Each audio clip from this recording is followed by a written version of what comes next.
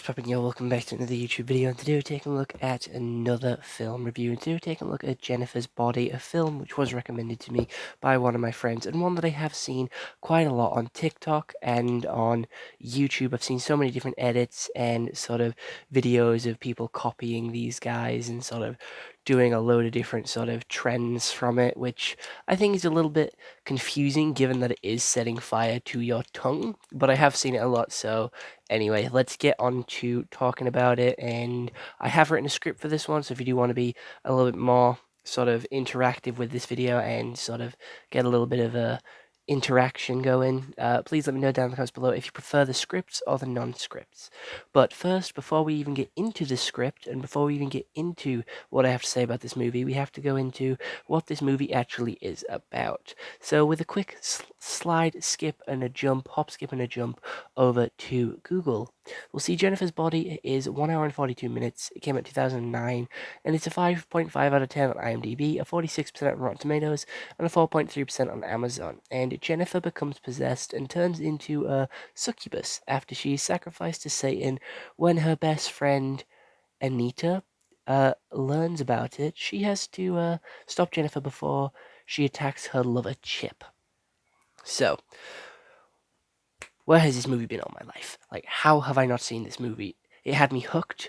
My eyes were glued to the screen. I could not look away. So Jennifer's Body starts with a flashback within a flashback. So it gets a little bit confusing straight off the bat, and it tells us about a friendship / manipulation from two high school girls, which is clear as day. The popular one is just using the nerdy one. It's a classic high school stereotype in movies and very uncreative. However, for this story, I think it is used in a creative way to enhance the story and show the downfall of our main character. There is a lot of background storytelling when the bar is on fire. There is a little bit of side note here. I didn't have a fucking clue why she didn't say anything when the fire was spreading. She just watched it. She could have saved a couple of people's lives. And she was complaining about like how she couldn't do anything like 5 minutes later.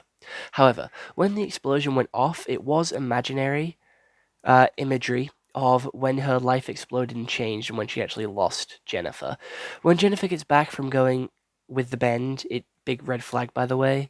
Um, don't go with bends. They definitely put a spell on her, and there is a lot of classic horror movie magic with the focus being on the background and keeping the monster, i.e. Jennifer, out of sight and changing the way she acts, and it swaps back and forth to show the juxtaposition to further show her character is changing.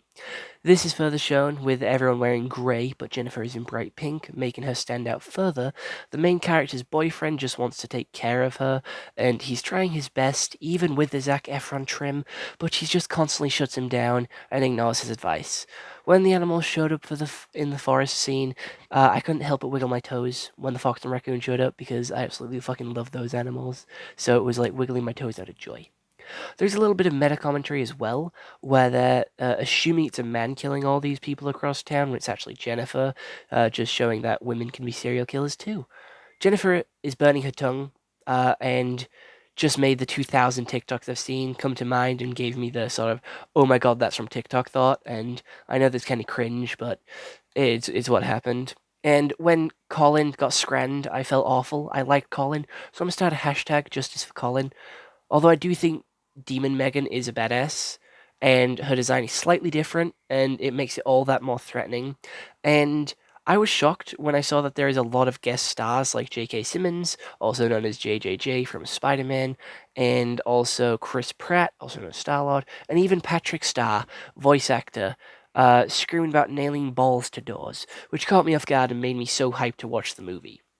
Megan Fox is an incredible actress, and she has been in some amazing films like the live-action Transformers and the Teenage Mutant Ninja Turtles, and she plays Jennifer really well by giving her and a slow, creepy vibe mixed in with the popular kid, so you can tell there is two sides to one person.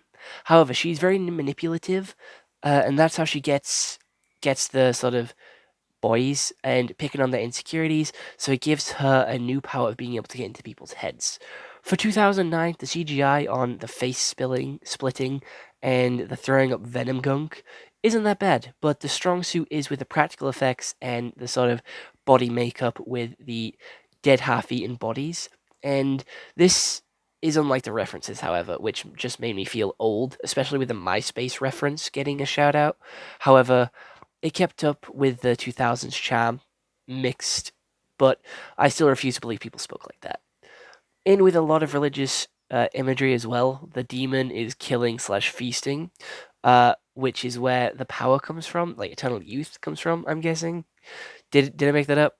The Evil Dead shirt Jennifer was wearing in one scene as well is a nice call to what the story is about, with her being possessed by a demon and hungry for human flesh. Similar reference to the X-Men slash Deadpool, and now I know where that reference from Deadpool actually came from, which I did like. The sex scene was strange because they kept making jokes about how big his cock was, which felt quite arrogant, with giving the actor very big confident boosts, but also funny at the same time. And the sex scene also, I don't know what it was supposed to achieve, with the girl seeing death and the dude thinking she was having a good time. It felt awful to watch, and it was supposed to be, I don't know if it's supposed to be funny, and if that was the goal, it didn't achieve it, and just made me feel uncomfortable. In a different way to how the ritual scene made me feel uncomfortable. It was like two different types of uncomfortable. But the camera work in that scene is a very common 2000s trope, by doing like a very sort of glitchy, shaky sort of motions, by trying to show a lot of trauma and action. This movie made me feel all the emotions, but it was mainly funny and had me on the edge of my seat but laughing at the same time, so it was a really good sort of feel-good movie. And I thought the soundtrack was incredible. When they broke up as well, the main character and a boyfriend, they broke up for a little bit, and when they did break up, the song came out of nowhere and shocked me, but it fit with the montage that came straight after. And the Panic at the Disco song gave me goosebumps. I wanted more, but they kept it short and sweet. The conclusion was perfect, with the ending fight at a saw-like overgrown, run-down swimming pool.